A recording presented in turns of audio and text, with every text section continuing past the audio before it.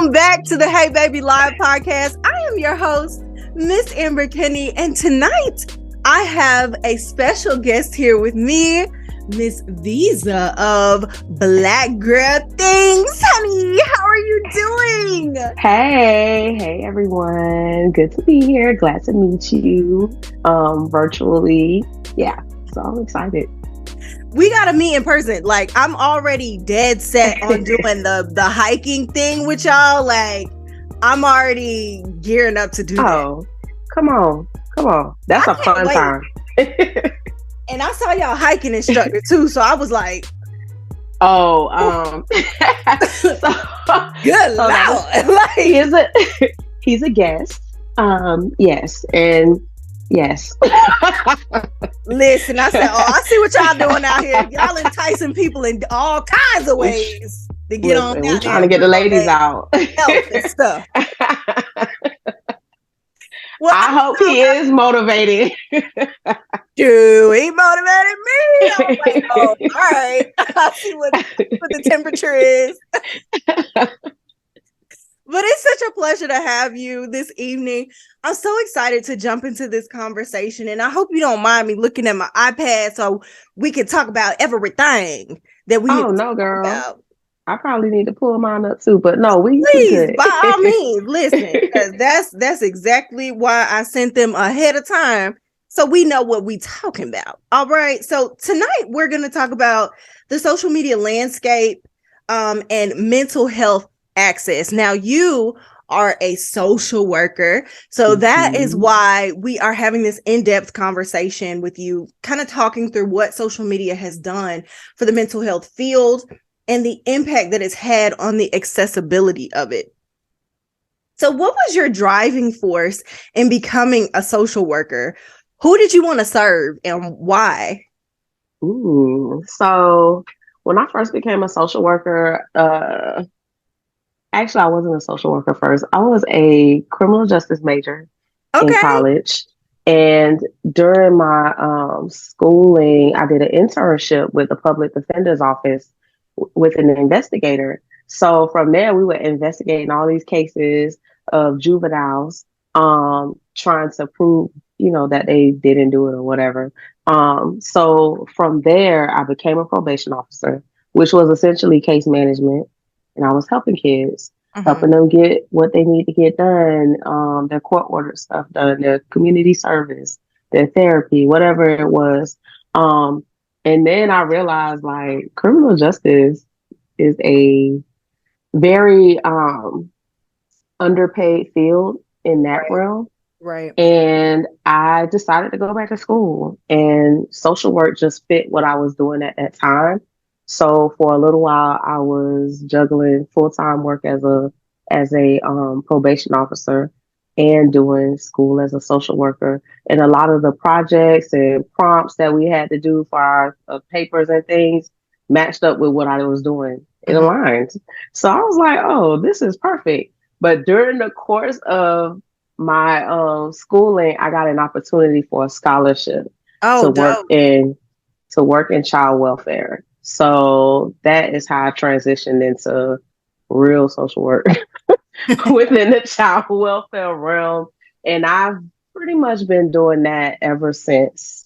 So I had a desire to help kids really and their families. And I still do that. I do a lot of, I would say, crisis intervention more so, a little bit of counseling and therapy with some of these families, depending on the intervention, but it's still in me to help people, and I haven't left, although it's stressful as hell, but I'm still there. So, yeah, I can only imagine. I mean, I'm a former educator, so I'm right there with you, with the connection for children, a passion for children overall. Like, that's very admirable because A, children are our future, and B, you can't really build a community without the kids. So making sure that our babies are taken care of is is a very, very important step. So thank you for doing that. Thank you for allowing yourself to pivot right in your career so that you can do that. You can fulfill a purpose in that way. Thank you, girl. Oh, honey, and one thing about me, I'm always giving you flowers every single time. Every time. We appreciate it. Period. So, can you tell us about how your field has shifted or changed since you started your career? Ooh, I would say we see the stressors more so. So, after the pandemic, well, before the pandemic, there's always been issues, right? This job is never ending. Then you hit the pandemic and there were less calls. Kids weren't in school. They were home all day with their parents. So nobody knew what was going on at that time. Now I feel like we've hit a plateau where people's problems are now starting to be elevated and they're not knowing how to handle those issues. And we got a lot more parents resulting in physical abuse. So they pulling out the phone cords. They doing what they weren't doing before. Before it was just a hit, with the hand or a belt really hard or something like that. Now they pulling out anything to hit these kids. They seeing a lot of drinking, a lot of domestic violence going on. So I think I would say within the past 6 months, it's been a lot more intervening and trying to support people and figuring out how they can do things better to manage these stressors versus, hey, don't do this again. Now we got to really give you the tools to help you so that we don't get called again. So, yeah, I think post pandemic has been a little challenging, and people are not wanting to do this job as much anymore either, because it is stressful. There's a lot of politics involved, like, and the workload can be one case can feel like you dealing with 10 cases. So I think it's just an overall issue that's been going on. But we seem to manage well. I think our department, I work in Fairfax County in Virginia. So I think they've taken some strides to support the front line, which is the CPS workers. Everything comes through us. So anything that goes to foster care or some case management programs, it comes through us first. And we make that decision as to where it's going to go. So the support on the front end has been helpful for us. And I mean, we're just doing the best we can to make sure that kids are safe. Right. And I can't imagine how mentally taxing that is for you and people who work in the same type of position as you to know that because these kids were at home more often, they're being subjected to more abuse. You're getting more calls about these things. We definitely don't want that. We don't support hitting kids over here, like at all. Nah. I don't think it's necessary at all. Yeah, it's and it's not working. Okay. No, it doesn't work.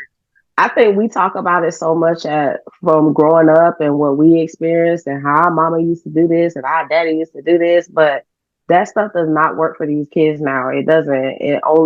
And now I feel too that schools are a safe space for kids, right? So they found that counselor that they could talk to and say, "Oh yeah, this happened at home." They won't say what they did, but they'll say this happened at home, and you know, the counselors, teachers, they're all mandated reporters, so they have to report this stuff. But for us, and I think a lot of people who don't work in the field, their go-to is like, yeah, that kid need their ass beat. Do they really? Do they really? Or do you need to figure out how you can deal with your child, how you can meet your child where they are, basically? It definitely starts with treating kids like human beings because they are. They're not subservient accessories. Now, I will say, working in probation with juveniles as well, there are some kids that will test you. Oh, absolutely. But I do think there are ways to deal with them, even if it's not the parent directly. but a lot of kids are missing things like mentorship and some positive figure who is consistent in their lives. And a lot of these kids are left to figure things out on their own. Their parents don't want to deal with it no more. They don't want to deal with it. So what do? They go and find somebody who wants to deal with them. And usually it's not the best choice, but the kids, they're not fully developed. They're not making the best decisions, and we can't expect them to do that. Right. Right. And I think those are excellent points that you made about that. That's an ongoing effort that we have to, look at as a community. And we have to continue to pour into our youth and giving them outlets and so on to really develop into who they want to become, who they should become or how they feel they should become or whatever, the case may be. But we really have to do our part to pour into the community so that they can have those outlets. But how do you use social media? Because you have built a huge platform on Instagram, on social media. You've built a huge platform. So how are you using social media to engage in topics like surrounding mental health awareness? So I think that we use our platform to guide those discussions about mental health and things like that. Last year we were doing a series with therapists, or over the last 2 years, with therapists in the area, the DMV area, of course, where we were having different conversations about trending topics that were happening. So I think at that time, Lil Durk and India and their love was trending at that time, housewives and things like that.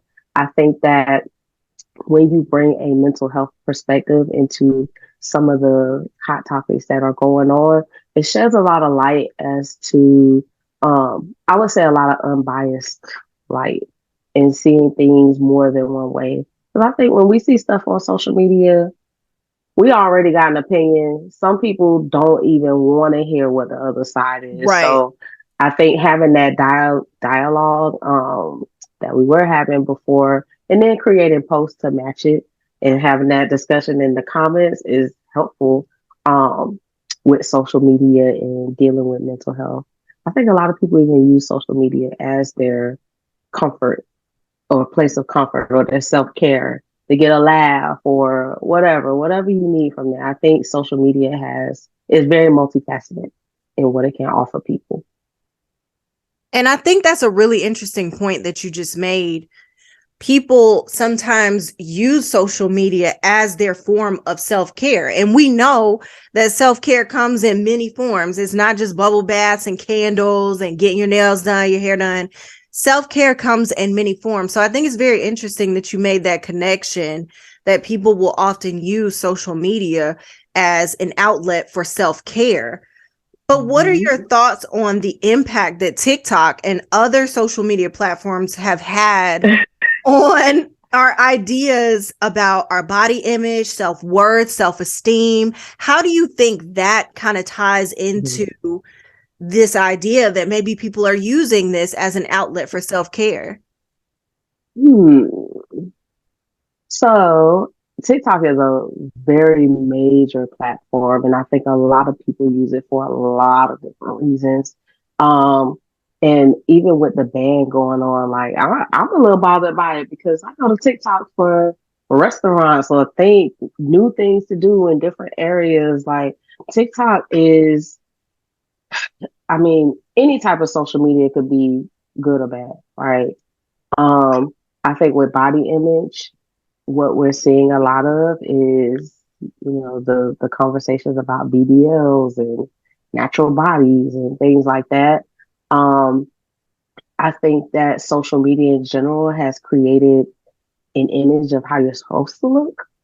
But there's also that part of social media that tells you to love yourself and be who you are and things like that. So I think it's up to the individual to choose how they do it or how they use social media. But the TikTok algorithm is what will take you down. Will take you down a rabbit hole. Like for some reason, I had jail TikTok in my algorithm, but Child, what even was that? Like, how y'all got iPhones? What? but jail TikTok makes me laugh. Sometimes I needed it. But one of my friends, her TikTok is manifestations.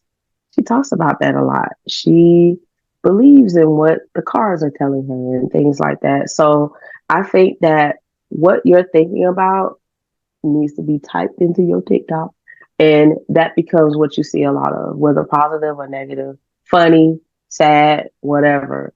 But TikTok is really good about catering to your algorithm and what you like and what you click on the most or whatever. Um, but yeah, I think just social media in general has played a lot on people's image and what they feel they should look like. You got people traveling. I know Black people don't travel that goddamn much. I'm sorry. It ain't no way. You'd be It ain't no surprised. You'd way. be surprised. But everything is. I think everything is just it's too much of the same stuff for me at this point. Because now everybody's a foodie, everybody's an influencer. I think it's a good outlet for a lot of people. I don't really like to be on camera. I don't know if you could tell. I hate being on camera, but but I think TikTok and Instagram have made it so that people can do these things because there's so many avenues and ways you can go with it and grow your following and things like that. But I think sometimes it's saturated. That's just me. But I feel what you saying though, because like with these algorithms, they do put people in a box, especially if you go viral for one particular thing on TikTok. Let's say you go viral for a food review that you do. Now you kind of feel obligated to keep doing food reviews. But the reason the food review is going viral is because everybody eats. Everybody eats. Everybody, well, you know, if you have the access to go out to restaurants and do those things, that's what's going to show up on your For You page. That's what's, what's going to keep populating. And I think like that's the downside of these apps, because people often will feel like they have to just produce a certain type of content. But I am a huge advocate of contrasting, not comparing. Like figure out where you contrast. Not where you're just like everybody else, because that's what separates content that is popping for today and content that gets like potentially pushed out to the zeitgeist, like type stuff. You know what I'm saying? There's a difference. There's a big difference. And I think it's important for you to not feel hesitant about being yourself in your platform, incorporating who you are in like every element of what you do. Whoever gonna rock with you, gonna rock with you. But like you said, that algorithm, it responds to you. So you have to be very intentional about the things that you like, the things that you press not interested on. But the fact that it's coming to us in such like mass quantities, sometimes that makes it a little bit. It's a lot. But that's what I appreciate about Black Girl Things. When we started, we talked a lot about relationships, right? And with how things are now, trying to adjust to the times and now doing reviews and now going places and posting it every now and then, that's a little challenging for us because we don't like to be on camera on Black Girl Things. We literally just like to post content, whether it's a picture, whatever. So transitioning into that, it has been a little challenging, and now people are wanting to do, parties and things like that with us. And a flyer does not do well on our page. So knowing that, we're like, we got to do some content that goes with this, that is Black girl related, Black girl things content that we can push, these flyers or these parties or whatever is coming up. So I think like just thinking about that and how it's impacted us in social media, where we can't just post, a flyer and say, hey, come party with us. We actually got to it's got to be intentional. It has to be every single time. So usually when we post things, it's well thought out, but for the most part. It's well thought out and very intentional, especially with the parties. If we want to push something, people gotta know that we know what we're doing with that. I mean, we're influencers, but we're like silent influencers. You know what I'm Strategy is essential. saying? Strategy is definitely essential. I Mhm. completely agree. So, do you think that social media has provided broader access to mental health resources? And if so, like how? And if not, how not? I would say yes, because now you have therapists with social media. You You know, see what I'm you saying? have therapists. Therapists, Yeah. influencers. You have therapists who are out here educating people on different terms and how to process those things. Like we hear narcissist, narcissist, narcissist all the time. Can you break it down? Do you know what that means? Like, I think Santana had said something the other day. Like, people use narcissists all the time and gaslighting, he call it premium gas and all this stuff. Not He was like, premium. what? He was like, what is that? Talk regular. That's what he said. But if you have a therapist who's available to you, which you can search that, and you actually have, there was this guy I used to follow. He says he is a narcissist. A Like self-aware he's narcissist. diagnosed. Shout out my Yes. bro Lee. That's Lee. He's from North Carolina. We're actually from the same area, but yes, he's very helpful. he right. He is helpful in how to deal with those type of people. So I think that social media has broadened people's awareness of mental health, and now they can access it with the click of a button, typing in narcissist or I'm experiencing this. And then on top of that, you can find people who can relate to what you're experiencing. Exactly. Exactly. Yes. I love that part about it. It definitely, in my opinion, it has added a lot of access. It has also allowed people to understand different things about themselves. I know, like in the meeting, kind of offline, we talked about self-diagnosis via Mm-hmm. social media because of the access to these mental health care professionals, therapists, psychologists, psychiatrists, and so on and so forth. These people are online educating people, and the self-diagnosis is just as valid as one as if you would go to the doctor and get it diagnosed. So I think that's absolutely like spot on what you just said. So regarding Black women and our mental health, what do you think is the most important part of the conversation? Um, ooh, I would say being open to understanding where you are with your mental health. Right. Um, I think a lot of times we don't want to hear things about ourselves.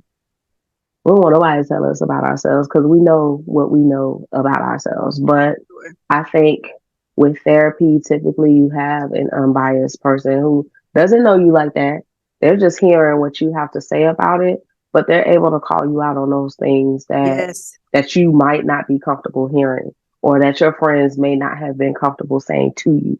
Right. Um, so I think that as Black women, we have to trust the process more and understand that if you make that decision to go to therapy and speak with a professional about what you have going on, you have to be ready to listen and make the necessary changes. And it may take some time, but if you're not open and you're allowing your thoughts about yourself to block what anybody can do to help you, you're not going to be successful. That's true. You have to go to therapy willing to tell the truth, and you have to be willing to listen to the truth, right? I went to therapy, friend, and my therapist kept using the words low self-esteem. I was like, who's she talking about? Not me. Who? And like, it had never really crossed my mind, and we probably gonna have to jump back out and jump back in a second here. Okay. But it had never really crossed my mind that I could potentially be dealing with low self-esteem. Mm-hmm. But then when I was talking to her about the patterns of my relationships, That sounded like somebody who was not feeling the best about themselves. And I had to identify why that was, like what was really going on with that. And I think that's also why I have such an issue with influencers and people on social media that say things to women like that are very like passive aggressive, or they're very patronizing about the stuff that they're going through, because people may not like on the surface even realize that they are going through that. So that's definitely something that you have to be willing to do. Like you said, if you're gonna take that leap, friend, you gotta be willing for somebody to read you for filth, honey. Well, and what you mentioned is normalizing stuff and people getting comfortable in those cycles. Like when you have something that has become normalized for you, it's hard to break out of that pattern, whatever that is. Yeah. That becomes your norm, and you don't see things the other way. But if I feel like anybody who makes a decision to do any type of self-help or therapy or whatever, you're making a stride to better yourself.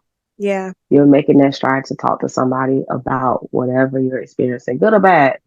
Because therapy is not necessarily just for bad things. You might be having a hard time accepting that you are the president of your company. Child, So right that's exactly where I'm at right now. Oh my God. Does it end? When does the work stop? It doesn't. It's a new step, though. It is a new step. So you doing that, yes, you get your props, you get your flowers for being the CEO of your company, but it comes with stress, and that's okay. That's okay. If you're willing to talk about it, that's even better. Yeah. But give yourself your cookies, girl. Cookies and flowers. Cookies, grace, and flowers. That's what it is. All right. So we are coming to, we're getting close to the end of our interview. We still got a couple more questions to go. But the next one is about Black Girl Things. Okay. So tell us about Black Girl Things. What was the onset of your brand? And what kind of resources do you provide your audience to continue conversations about mental health and other things? So Blackgrlthings started probably about 5 years ago now. We started in a group chat. A lot of people don't know that, but it was one of those group me chats about makeup. And from there, but like when you in a group for so long, you start to talk about personal stuff like, hey, this man got on my nerves today.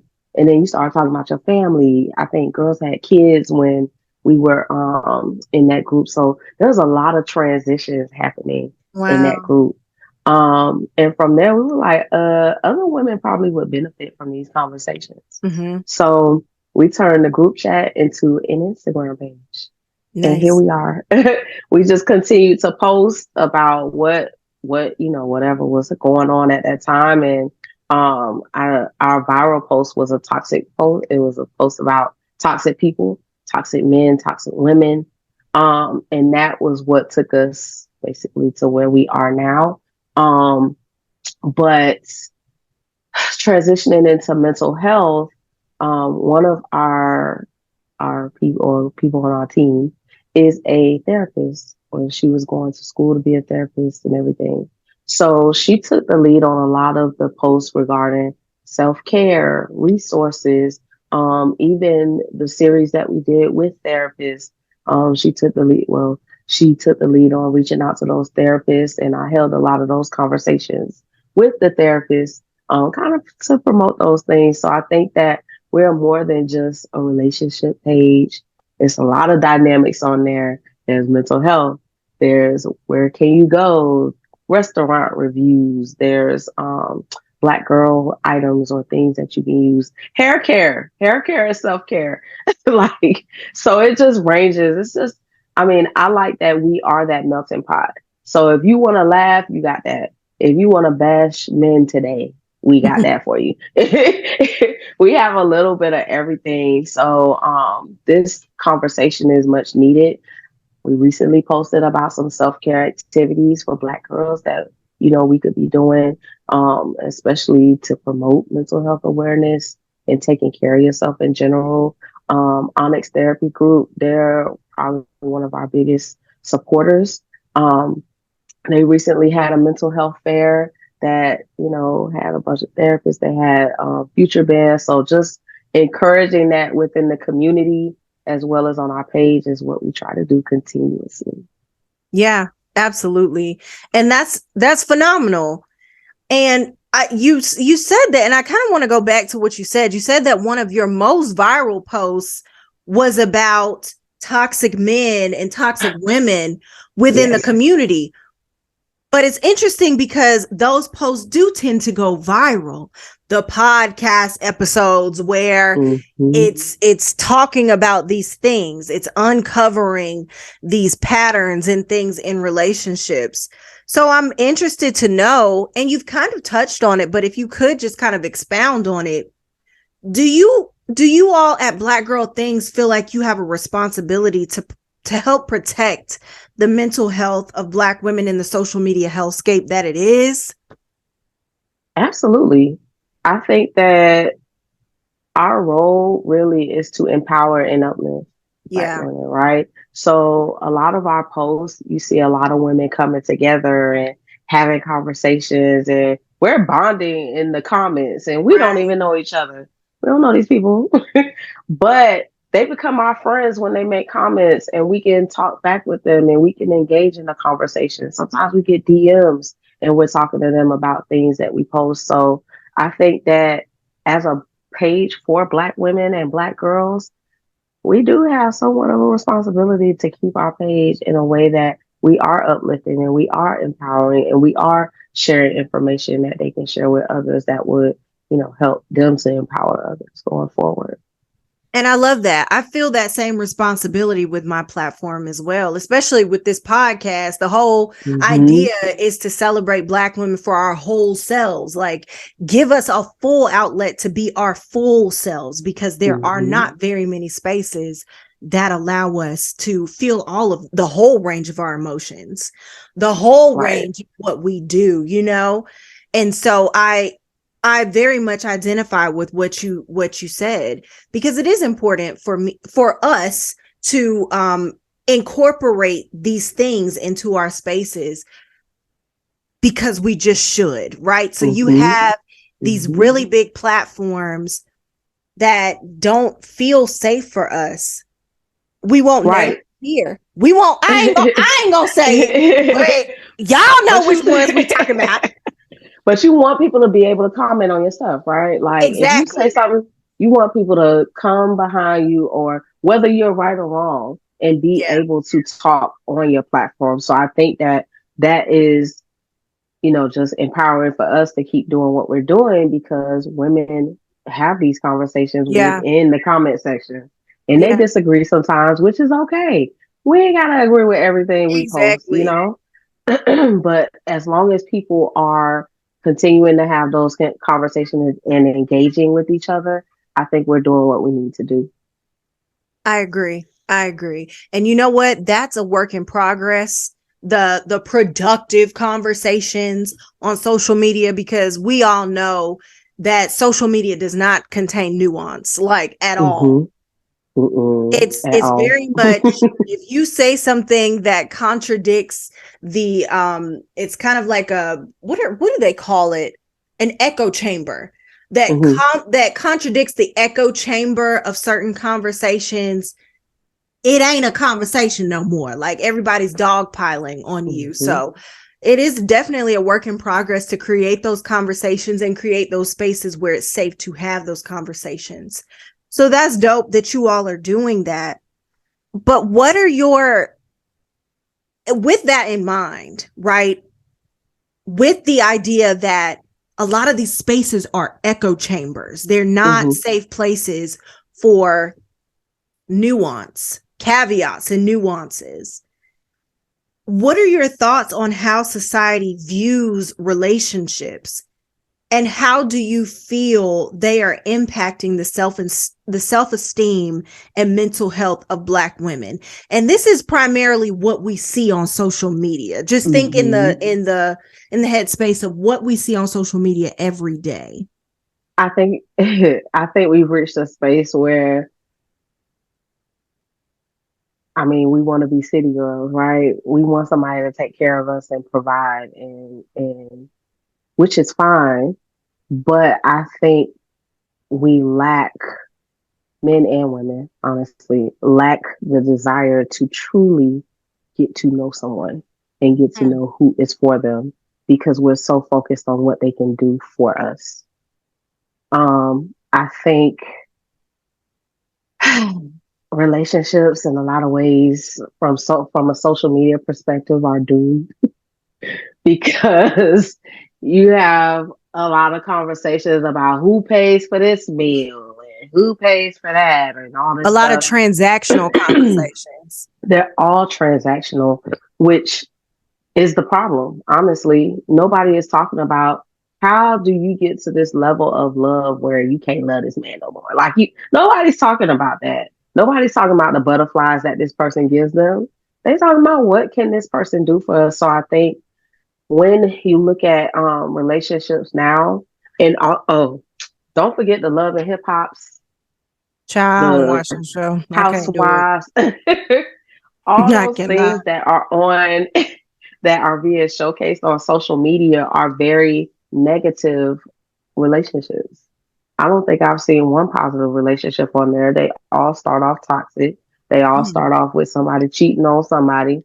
It doesn't, it creates the illusion that you have to go through a struggle to be loved. And we don't do struggle And love. Not in 2023, baby. absolutely not. Absolutely not. Thankfully, I have a boyfriend who was very intentional when he was dating We me. love to see it. Period. And coming from a toxic situation where I felt like I had to keep up with him and do what he needed so he could love me, and it never got there. Mm-hmm. So when he dumped me, I was able to find myself and figure out what it's like to truly be desired, not for what, not for what I have, because I got some big titties, not for what I have Get on off my my phone body. right now. I can't. But not for my physical appearance, but more for what was in my heart. Right. So I think that when and that's why I don't follow certain people on social media, because that's not what I want to emulate with some of these people that I see.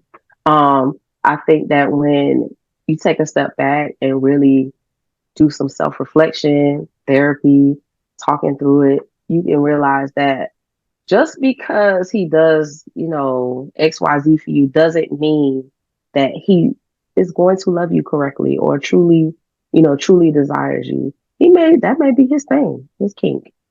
That may be You his know thing. what? That's the real tea right there. That a lot of people, we haven't even started that conversation yet.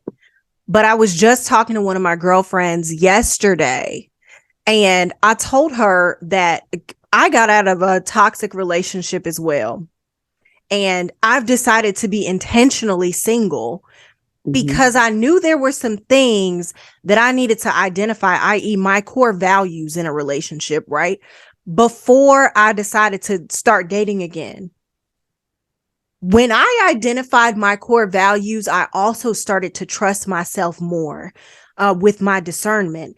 And I've learned that the trust of yourself is the most important part with dating, because you're able to take who that person is at face value.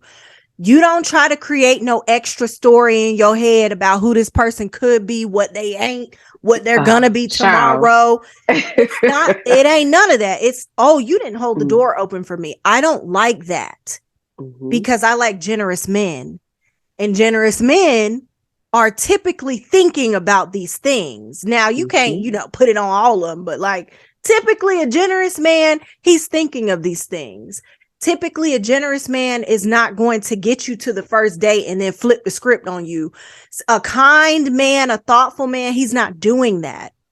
And that's another reason why I take issue with the idea of if he wanted to, he would. It's not necessarily just that. It's that type of man ain't. He's just not. Even if he wants to, he's not. That's the type of man he is. And that's not a reflection on you. And that's something that I had to like begin to trust myself on. Being able to see the stuff at face value and be like, okay, this don't work for me. For me, it doesn't work. This does not align for my core values. And the stuff that we see on social media a lot of the time, I'll be like, what standards is y'all talking about? Y'all talking about the bar is in HELL, and I'm like, who bar? Who? Not me. Don't base your bar off of other people's opinions. You got to create your own bar, baby. And your bar is going to start with your core values. And I can tell you that from experience. And it just is.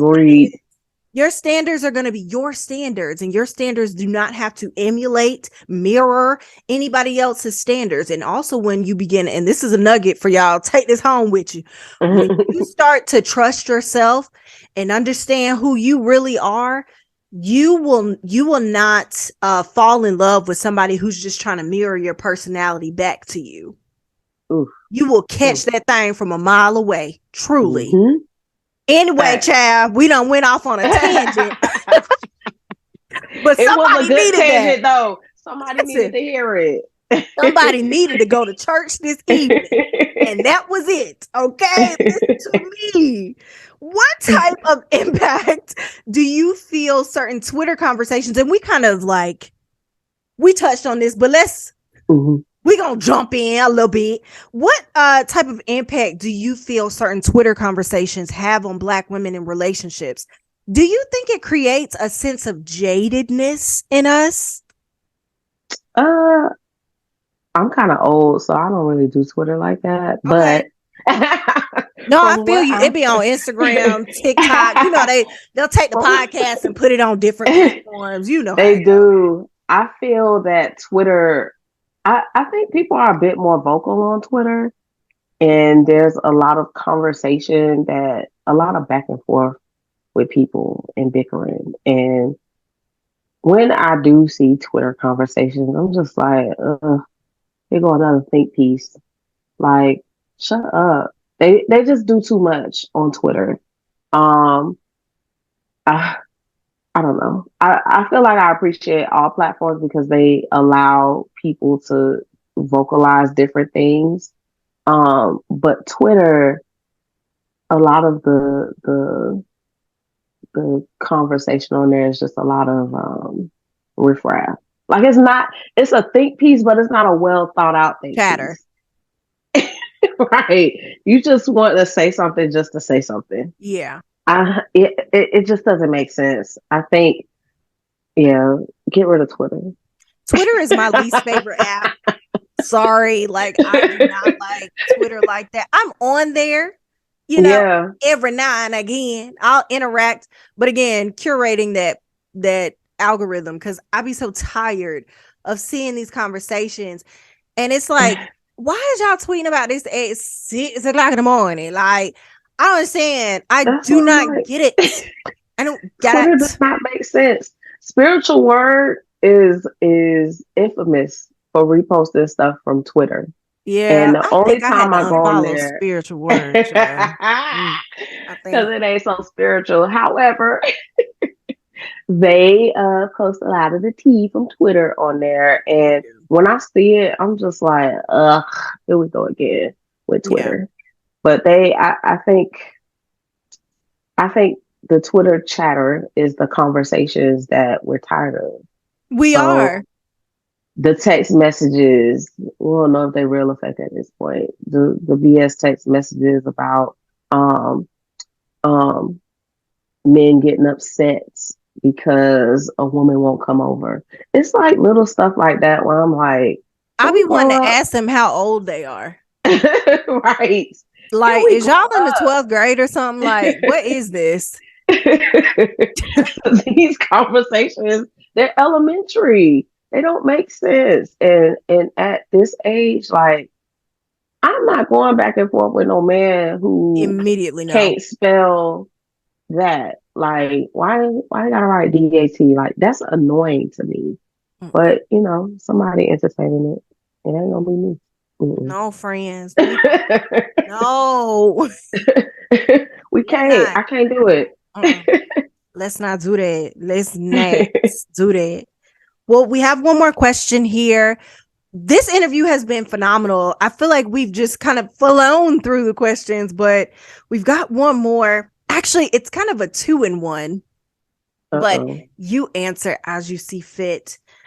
We ask all of our guests, because our podcast is about celebrating Black women for our whole selves, and the whole platform is going where you are celebrated and not where you are tolerated. Period. Ooh, I like okay, it. let's get to it. How do you celebrate yourself? And then how do you celebrate others? Ooh, I celebrate myself by, I'm just kidding. I go out. I I tend to go out. I am a social light.